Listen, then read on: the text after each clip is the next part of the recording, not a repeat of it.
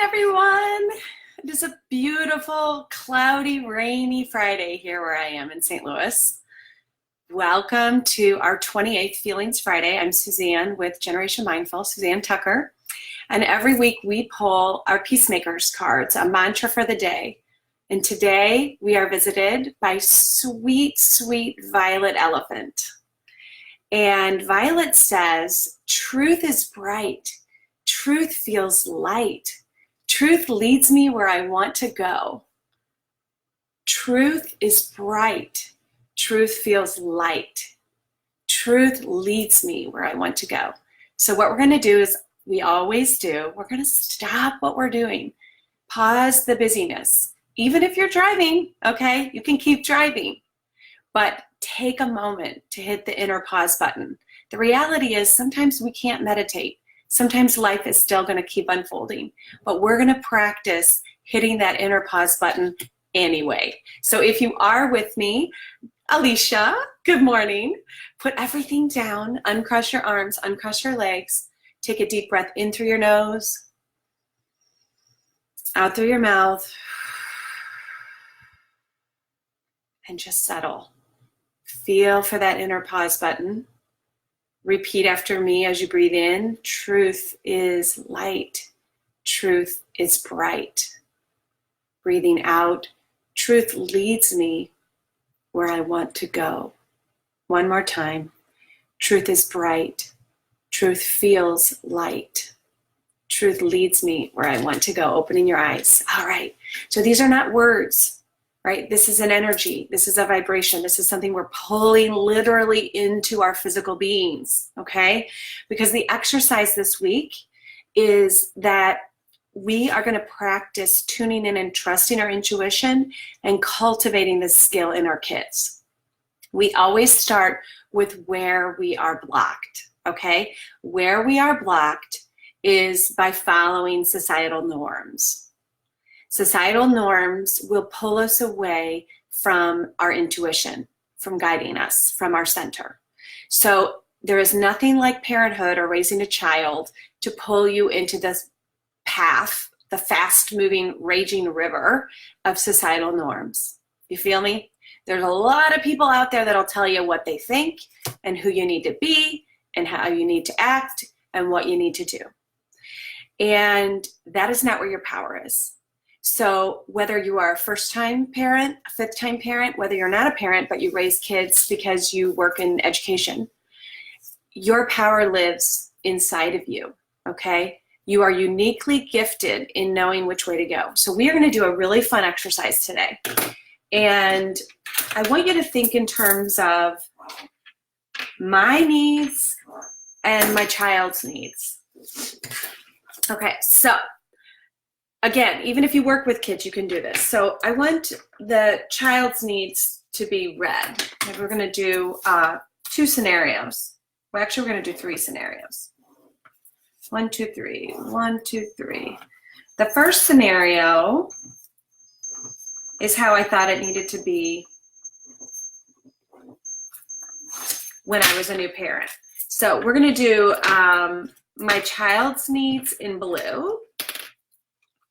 So in scenario number 1, my child's needs was like this, because I thought being an attachment, specialist, that I wanted to meet every possible need that my child had, right? Makes sense. We all want to do that. So in scenario 1, we'll just keep scenario 1 as blue. What happens to my needs? Boop, right down there, not very high. And I think a lot of us in first-time parenthood, we want to do it right. We want to be so good, right? So our child's needs surpass our own. And what happens to listening to our intuition? Like, I feel like I need some me time. No, I don't. I don't have time for that because I have a child. It goes right out the window. With scenario 2, my child's needs, they're very small. I can't meet them, and my needs are very high. So this is like a self-centered type parenting, or egocentric, or narcissist, right? Maybe you were raised by a narcissist and you resonate with this. You think, oh, that's how it felt growing up. And maybe you think, I don't want to do that to my child. I don't want to parent in the red, so you flip over into the blue, okay? The reality is, the opportunity is that my child's needs and my needs can balance out. And that is the highest and best in parenting for us. There's not very pretty, isn't it? I want to make it prettier. So this is our purple, and our purple can be even and it can be full, right? All right, it's not really pretty, but don't worry about it. Even and full, the tanks are full. So in this purple scenario, sometimes my child's gonna be left feeling like their need is not met because they're working in relationship and balance with us. And sometimes we're gonna feel like our needs take a back seat because we're working in relationship and in balance with our children. Get it? Feel it? And sometimes when you're hanging out in the purple, you think, oh, I'm not doing it right. I'm not doing it good because it doesn't feel like everyone's happy all the time. But you have to shift the goal, okay? So this like rocked my world when I bumped into this notion about 5 years into my parenting, and I realized I was digging a hole and I was never gonna fill the hole called meeting every one of my child's needs, especially now that I'm a mother of 4. But when you shift your goals to be in harmony and balance and to factor in yourself and your child, you can start to parent from your center. And you can start to listen for what feels light, what feels bright. Okay, so I'm one of 7. My mom had 7 children, and she was give, parented from this unbelievable, like selfless place.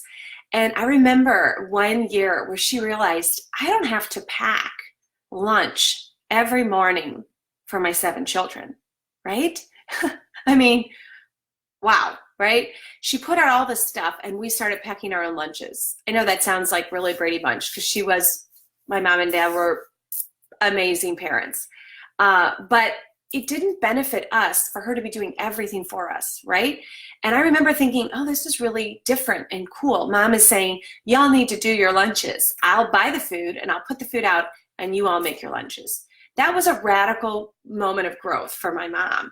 And it was wonderful and beautiful for me as a young girl to see her modeling those sorts of self-realizations and limits and boundaries. Okay, I know it's a tiny example, but it came to me this morning. And I get to share a little bit of my amazing mom with you in that story. So thank you, Jessica. Yeah, it's pretty amazing. But anyway, do you see how I benefited as a child? I was probably griping. I was probably like, I don't want to pack my lunch. You need to pack my lunch. Whatever, right? You've got to have these boundaries. It's a gift we give our kids. So that's a very tiny, tiny, tiny example of how you can listen to where something isn't living for you and you need to set a limit and turn it over, and your child will end up benefiting. Alicia says, I've been disputing the not enough feelings lately. Thanks for the reality check of the purple zone. All right, thank you. Thank you for that. And I've asked you all out there, what has your intuition been telling you lately? How you will know your intuition is nagging at you is something is like fighting to get out. It doesn't feel light. It doesn't feel bright, okay? And you need to shift in that area. Listen, ask. First of all, get still, then ask, listen, receive, and follow. And your intuition is there. It is begging for your attention. It wants to guide you out of the chaos, into the bliss, into the joy factor. So that is our exercise this week. I know it was a little bit longer, but taking a moment to listen to our intuition is always worthwhile. So follow your bliss this week. Thank you for being a part of Generation Mindful. And I will look for your comments. I want to hear from you. How are you listening? What are you hearing this week from your inner deeper guides? What is calling for your attention? Please tell me in the comments. Have a wonderful weekend, and I will see you next Friday for Feelings Friday. Bye-bye.